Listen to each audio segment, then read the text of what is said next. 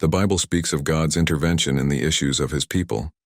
The story of Hezekiah and his numerous enemies is one of the greatest examples of such. Hezekiah was a man who was the polar opposite of his terrible father Ahaz. During his reign, he received the uncommon honor of doing what was right in the eyes of the Lord, just as his forefather David had done. Now it came about in the 3rd year of Hoshea, the son of Elah, king of Israel. Hezekiah, the son of Ahaz, king of Judah, became king. He was 25 years old when he became king, and he reigned 29 years in Jerusalem. His mother's name was Abi, the daughter of Zechariah. Hezekiah did right in the sight of the Lord, in accordance with everything that David his father had done. 2 Kings 18:1-3. Hezekiah was one of the few kings who abolished the high places of worship. He also cut down the idolatrous Asherah poles. Furthermore, he destroyed the bronze snake that Moses created centuries before, which was known as Nehushtan, which means a bronze thing. Numbers 21:8-9. The Lord said to Moses, "Make a snake and put it up on a pole. Anyone who is bitten can look at it and live." So Moses made a bronze snake and put it up on a pole. Then when anyone was bitten by a snake and looked at the bronze snake, they lived. What a pity that this object that God had used to deliver his people had become a source of worship. For these and other reasons, Hezekiah was regarded as a king who stood apart from and above the other kings of Judah in his adherence to God's commands. 2 Kings 18:4-5. He removed the high places of pagan worship, broke down the images, memorial stones, and cut down the Asherim. He also crushed to pieces the bronze serpent that Moses had made, for until those days the Israelites had burned incense to it, and it was called Nehushtan, a bronze sculpture. Hezekiah trusted in and relied confidently on the Lord, the God of Israel, so that after him there was no one like him among all the kings of Judah, nor among those who were before him. After reading about the unfaithfulness and heinous actions of so many of Israel's and Judah's kings, King Hezekiah is a breath of fresh air. He prospered wherever he went because the Lord was with him. 2 Kings 18:6-16. And the Lord was with Hezekiah. He was successful wherever he went, and he rebelled against the king of Assyria and refused to serve him. He defeated the Philistines as far as Gaza, the most distant city, and its borders, from the isolated lookout tower to the populous, fortified city. Now in the 4th year of King Hezekiah, which was the 7th of Hoshea the son of Elah, king of Israel, Shalmaneser, the king of Assyria, went up against Samaria and besieged it. At the end of 3 years they captured it. In the 6th year of Hezekiah, which was the 9th year of Hoshea, the king of Israel, Samaria was taken. Then the king of Assyria sent Israel into exile to Assyria and put them in Hala and on the Habor, the river of the city of Gozan, and in the cities of the Medes, because they did not obey the voice of the Lord their God, but broke his covenant, everything that Moses, the servant of the Lord, had commanded, and they would not listen nor do it. In the 14th year of King Hezekiah, Sennacherib, king of Assyria, went up against all the fortified cities of Judah except Jerusalem and captured them. Then Hezekiah, king of Judah, sent word to the king of Assyria at Lachish, saying, "I have done wrong. Withdraw from me. Whatever you impose on me, I will bear."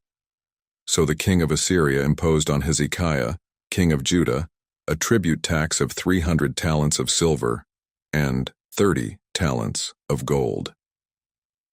Hezekiah gave him all the silver that was found in the house temple of the Lord and in the treasuries of the king's house palace.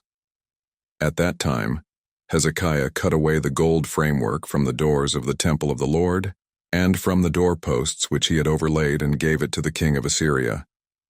Sennacherib, the successor of Shalmaneser, the conqueror of Israel, was the Assyrian king Hezekiah would face. Unfortunately for Judah, things did not go as planned. Sennacherib attacked and conquered all of Judah's fortified cities, leaving only Jerusalem. And at that point Hezekiah may have concluded that he had grossly miscalculated the situation. He admitted to Sennacherib, "I have done wrong," and offered a ransom to keep his people from suffering the same fate as Israel. The demand was enormous, and Hezekiah sent all the silver and gold he could find, even snatching gold from the temple. However, things were about to get worse. God would circle the Assyrians around Jerusalem to put Hezekiah's faith to the test and to demonstrate his own mighty power to his people. Sennacherib either didn't think Hezekiah's ransom was enough, or he was looking for a reason to attack Jerusalem and complete his conquest of Judah anyway, because the Assyrian king sent a delegation and a massive army to Jerusalem to demand the city surrender. Then the king of Assyria sent the Tartan and the Rabsarus and the Rabshakeh, his highest officials with a large army, from Lachish to King Hezekiah at Jerusalem. They went up and came to Jerusalem, and when they went up and arrived, they stood by the aqueduct of the upper pool, which is on the road of the fuller's field. When they called for the king, Eliakim, the son of Hilkiah, who was in charge of the king's household, and Shebna, the scribe, and Joah, the son of Asaph, the secretary, went out to meet them. They wanted to deliver this to the king in person, but they had to settle for speaking with Hezekiah's delegation. Then the Rabshakeh said to them, "Say to Hezekiah, 'Thus says the great king, the king of Assyria, what is the reason for this confidence that you have? You say, but they are only empty words. I have counsel and strength for the war. Now on whom do you rely that you have rebelled against me? Now, pay attention. You are relying on Egypt, on that staff of crushed reed. If a man leans on it, it will only go into his hand and pierce it. So is Pharaoh, king of Egypt, to all who trust and rely on him. But if you tell me we trust and rely on the Lord our God, is it not he whose high places and altars Hezekiah has removed, and has said to Judah and Jerusalem, "You shall worship only before this altar in Jerusalem"? Now then, make a bargain with my lord, the king of Assyria, and I will give you 2,000 horses, if on your part you can put riders on them. How then can you drive back even one official of the least of my master's servants, when you rely on Egypt for chariots and horsemen? Now have I come up against this place to destroy it without the Lord's approval? The Lord said to me, Go up against this land and destroy it. 2 Kings 18. Sennacherib's royal spokesman made what he thought was a factly case for Hezekiah and his people to open their gates and surrender. First, Egypt was a useless ally who would not deliver them. This was true. Second, he was certain that the people of Judah had enraged their God by destroying worship sites, that is, the forbidden high places and altars that Hezekiah had demolished. Of course, Hezekiah was correct to demolish them. Even the king's supporters, however, would most likely question the king's actions in light of what was going on. Third, Sennacherib's spokesman reminded them that Judah's army was too weak to repel the Assyrian army. Given Hezekiah's attempt to pay off Assyria, this was also most likely true. Finally, he claimed that the Lord himself had told him to attack and destroy this land, essentially saying, "Hey, your God is on my side." This was a lie, but to the demoralized people of Jerusalem, it may have appeared as if he was correct. After all, their northern neighbors had fallen to Assyria, and those same cruel conquerors were now at their gates. 2 Kings 18, 26-30. Then Eliakim, the son of Hilkiah, and Shebna and Joah, said to the Rabshakeh, "Please speak to your servants in the Aramaic Syrian language because we understand it, and do not speak with us in the Judean Hebrew language in the hearing of the people who are on the wall." But the Rabshakeh said to them, "Has my master sent me only to your master and to you to say these things? Has he not sent me to the men who sit on the wall who are doomed by the siege to eat their own excrement and drink their own urine along with you?" Then the Rabshakeh stood and shouted out with a loud voice in Judean Hebrew, "Hear the word of the great king, the king of Assyria. Thus says the king, do not let Hezekiah deceive you, for he will not be able to rescue you from my hand. Nor let Hezekiah make you trust in and rely on the Lord, saying, the Lord will certainly rescue us, and this city of Jerusalem will not be given into the hand of the king of Assyria. The three men's request that the negotiations be conducted in Aramaic rather than Hebrew was aimed to safeguard the listeners on the wall from the threats. But the Assyrian spokesman was unconcerned. He wanted everyone to be afraid of his king's ultimatum. He even threatened them in Hebrew, in the most repulsive way imaginable. Then he warned the people not to believe any promises Hezekiah made about the Lord appearing to save them. How long would the people of Judah continue to trust their king in light of this diatribe? 2 Kings 18, 31, 32. Do not listen to Hezekiah, for thus says the king of Assyria, surrender to me and come out to meet me, and every man may eat from his own vine and fig tree, and every man may drink the waters of his own well, until I come and take you away to a land like your own land, a land of grain and new wine, a land of bread and vineyards, a land of olive trees and honey, so that you may live and not die. Do not listen to Hezekiah when he misleads and incites you, saying, the Lord will rescue us. Sennacherib's spokesman offered the people peace and prosperity, rather than suffering and starvation, in exchange for their surrender. Those words might have sounded appealing to the people of Jerusalem, who were about to be besieged and cut off from the rest of the world. The Assyrians also stated unequivocally that deportation to a land similar to their own was part of the deal. He promised them a land of grain and new wine, olive trees and honey. Similarly, Satan tempts believers with enticing offers, but sin never delivers on all of its promises. 2 Kings 18, 33, 37. Has any one of the gods of the nations ever rescued his land from the hand of the king of Assyria? Where are the gods of Hamath and Arpad in Aram? Where are the gods of Sepharvaim, Hena, and Eva in the valley of the Euphrates? Have they rescued Samaria from my hand? Who among all the gods of the lands have rescued their lands from my hand? That the Lord would rescue Jerusalem from my hand? But the people kept silent and did not answer him, for the king had commanded, do not answer him. Then Eliakim, the son of Hilkiah, who was in charge of the royal household, and Shemna the scribe, and Joah, the son of Asaph the secretary, came to Hezekiah with their clothes torn in grief and despair, and told him what the Rabshakeh had said. 6 rhetorical questions concluded the speech. Their essence was this: the gods of the nations had not delivered their followers from the clutches of Assyria's king. Neither would the Lord save Jerusalem. Infuriated by this encounter, Hezekiah's men returned to the king with their clothes torn in distress. Kings 19, 1-4. When the king Hezekiah heard it, he tore his clothes, and he covered himself with sackcloth, and went into the house of the Lord. Then he sent Eliakim, who was in charge of his household, Shemna the scribe, and the elders of the priests covered with sackcloth to Isaiah the prophet the son of Amos. They said to him, thus says Hezekiah, this is a day of distress and anxiety, of punishment and humiliation. For children have come to the time of their birth, and there is no strength to rescue them.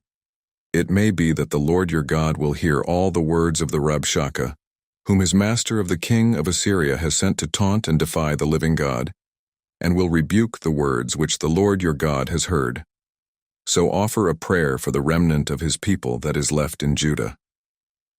When King Hezekiah heard the report, he did the same thing his men did. He tore his clothes in grief. He had to be wondering how such a terrible turn of events had occurred. After all, he had been obedient to God. He had renewed Judah's worship. He had followed the Lord's instructions. He had previously prospered as a result of God's providence. But God was deafeningly silent at the time. The story serves as a good reminder that faithfulness to God does not protect you from adversity.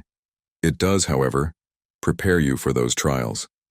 You will be better prepared to deal with trouble and suffering if you live your life from a divine perspective. To rely on him in bad times as much as you have in good, you will also have the opportunity to witness God at work. King Hezekiah went into the Lord's temple to worship despite his distress, Furthermore, he did something that many of his predecessors did not. He sent a delegation dressed in sackcloth to seek a word from the Lord through the prophet Isaiah. They explained to God's prophet Judah's dire situation, and they informed him that the Assyrian leader had come to mock the living God. 2 Kings 19:5-7. So the servants of King Hezekiah came to Isaiah. Isaiah said to them, "Say this to your master. Thus says the Lord, do not be afraid because of the words that you have heard with which the servants of the king of Assyria have reviled me. Behold, I will put a spirit in him so that he will hear a rumor and return to his own land, and I will make him fall by the sword in his own land." Isaiah already knew all of this because God knew all of this. As a result, he gave the servants a message for Hezekiah that began with the command, "Don't be afraid." This command appears frequently in the Bible. It's God's way of calming his people, instilling confidence in them, and assuring them that, "I have everything under control. You can rely on me." The Lord had not only heard the blasphemous words of the Assyrian king's lackey, but he also planned to respond to them. Instead of defeating Jerusalem, King Sennacherib would return to his own land and die by the sword. 2 Kings 19:8-13. So the Rabshakeh returned and found the king of Assyria fighting against Libnah, a fortified city of Judah. For he had heard that the king had left Lachish. When the king heard them say concerning Tirhakah, king of Ethiopia, "Behold, he has come out to make war against you," he sent messengers again to Hezekiah, saying, "Say this to Hezekiah, king of Judah, do not let your God on whom you rely deceive you by saying, 'Jerusalem shall not be handed over to the king of Assyria.' Listen, you have heard what the Assyrian kings have done to all the lands, destroying them completely. So will you be spared? Did the gods of the nations whom my forefathers destroyed rescue them? Gozan and Haran of Mesopotamia, and Rezeph and the people of Eden who are in Telassar? Where is the king of Hamath, the king of Arpad of northern Syria, the king of the city of Sepharvaim, and Hena, and Ava?" Sennacherib's royal spokesman was most likely camped at Jerusalem's walls waiting for an answer from Hezekiah, when word came that the king had pulled his army out of Lachish and was fighting at Libnah, which was 25 miles southwest of Jerusalem. Sennacherib had heard that the king Tirhakah of Cush was preparing to fight him, which caused the Assyrian king to divert his attention away from Jerusalem for what he thought was only a short time. Sennacherib made certain that Hezekiah knew he would return by repeating the threats made by his underling earlier. 2 Kings 19:14-19. Hezekiah received the letter from the hand of the messengers and read it. Then he went up to the house of the Lord and spread it out before the Lord. Hezekiah prayed before the Lord and said, "O Lord, the God of Israel, who was enthroned above the cherubim of the ark in the temple, you are the God, you alone, of all the kingdoms of the earth. You have made the heavens and the earth. O Lord, bend down your ear and hear. Lord, open your eyes and see. Hear the taunting words of Sennacherib, which he has sent to taunt and defy the living God. It is true, Lord, that the Assyrian kings have devastated the nations and their lands, and have thrown their gods into the fire. For they were not real gods, but only the work of men's hands, wood and stone, so they could destroy them, and have destroyed them. Now, O Lord our God, please save us from his hand, so that all the kingdoms of the earth may know without any doubt that you alone, O Lord, are God." When he read Sennacherib's letter, Hezekiah did not tear his clothes in agony. He took it to the temple, put it out in front of God, and prayed. Hezekiah began, "Lord God of Israel," enthroned between the cherubim, acknowledging his submission to the divine king. He then reminded God of a special relationship with Israel, as opposed to the ostensible relationships between conquered peoples and the false gods of the nations Assyria defeated. He was aware that none of the gods of the nations had delivered their people because they were created by human hands and lacked power. But the Lord is not like that. He is not a creation of man. He is man's creator. He created both the heavens and the earth. Sennacherib's letter was seen by Hezekiah as an attack on God's character, and he pleaded with God to vindicate himself and his people. Hezekiah was reminding him that granting his request would bring God great glory. This prayer serves as a model for believers who are in distress. 2 Kings 19:20-28. Then Isaiah the son of Amos sent word to Hezekiah, saying, Thus says the Lord, the God of Israel, I have heard your prayer to me regarding Sennacherib king of Assyria. This is the word that the Lord has spoken against him. The virgin daughter of Zion has despised you and mocked you. The daughter of Jerusalem has shaken her head behind you. Whom have you taunted and blasphemed? Against whom have you raised your voice and haughtily lifted up your eyes? Against the Holy One of Israel? Through your messengers you have taunted and defied the Lord, and have said boastfully, With my many chariots I come up to the heights of the mountains, to the remotest parts of Lebanon. I cut down its tall cedar trees and its choicest cypress trees. I entered its most distant lodging, its densest forest. I dug wells and drank foreign waters, and with the sole of my feet I dried up all the rivers of the lower Nile of Egypt. Have you not heard? Asks the God of Israel. Long ago I did it. From ancient times I planned it. Now I brought it to pass that you, king of Assyria, should be my instrument to turn fortified cities into ruinous heaps. Therefore their inhabitants were powerless. They were shattered in spirit and put to shame. They were like plants of the field, the green herb, as grass on the housetops is scorched before it is grown. But I, the Lord, know you're sitting down, O Sennacherib. You're going out, you're coming in, and you're raging against me. Because you are raging against me, and because your arrogance and complacency have come up to my ears, I will put my hook in your nose and my bridle in your lips, and I will turn you back to Assyria by the way that you came. God heard Hezekiah and reacted to him once more through Isaiah. Sennacherib is mocked in his poetic response, which extols God's sovereign rule over the nations.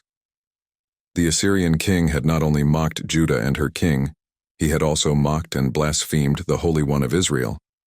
While Sennacherib arrogantly assumed his own leadership and might had cut a swath through many nations, he had no idea that his victories were predetermined by God as part of his long plan.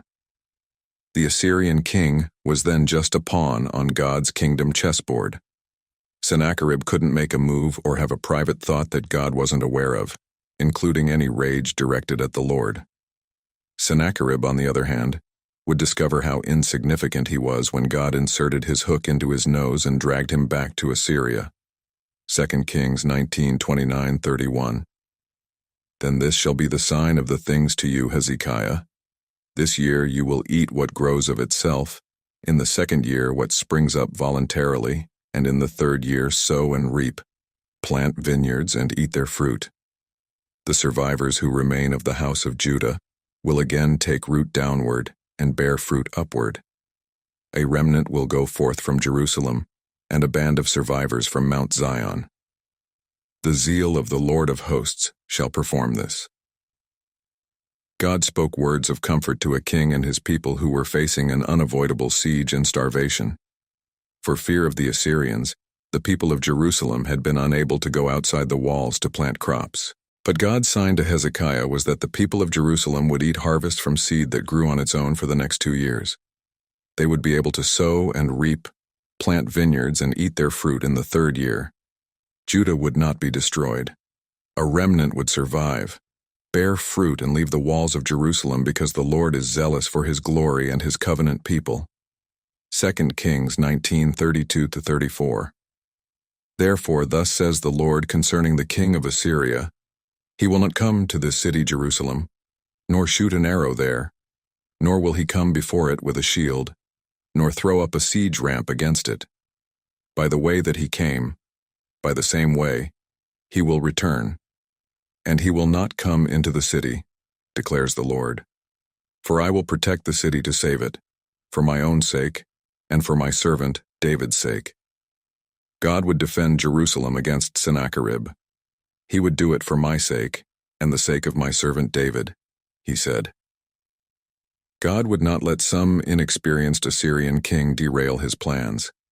He would also keep his promise to David to keep one of his descendants on the throne of Jerusalem forever, a promise that would eventually culminate in the kingship of Jesus Christ, our Lord. Then it came to pass that night that the angel of the Lord went forth and struck down 185,000 men in the camp of the Assyrians. When the survivors got up early in the morning, behold, all 185,000 of them were dead. So Sennacherib, king of Assyria, left and returned home, and lived at Nineveh. It came about as he was worshipping in the house of Nisroch his god, that his sons Adremelech and Shreezor killed him with a sword, and they escaped to the land of Ararat, and Esarhaddon his son became king in his place. It only took one strike from the Lord's angel to rid Hezekiah of his foe. 185,000 Assyrian soldiers were slain in an instant. Sennacherib was suddenly forced to return home without his army. Later, while worshipping in the temple of his god Nisroch, his own sons murdered him. The Assyrian king, like the Philistine Goliath, had mocked the Lord for failing to protect Jerusalem. But in the end, Sennacherib's God was unable to protect his devoted disciple, even in his own temple. In closing, our question for the day: what's a worship song that has helped you feel closer to God?